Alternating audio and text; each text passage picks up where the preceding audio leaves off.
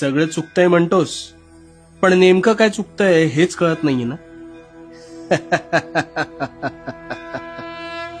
आज तुझा सगळा संभ्रम दूर करतो बघ. फक्त प्रामाणिकपणे लक्ष देऊ नये. मला सांग, आंब्याच्या झाडाचे बीज रोवून सफरचंदाचे झाड उगवलेलं तू ऐकलंयस का कधी? नाही ना. मग स्वतःच्या डोक्यात नकारात्मक विचारांचे बीज रोवून सकारात्मक गोष्टी घडतील हा विचार योग्य असू शकेल का रे? कदापि नाही. पण हेच घडतंय तुझ्या बाबतीत. तू एखाद्या गोष्टीचा आरंभ संकल्प करून मोठ्या दिमाखात करतोस, पण काहीच दिवसात अपेक्षित यश मिळत नाही, म्हणून नकारात्मक विचारांचं तोरण आधीच मनात बांधायला सुरू करतोस.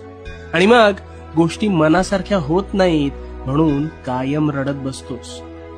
नकारात्मक विचारांचं ग्रहण लागलंय रे तुला. तुझ्या विचारांच्या संभ्रमात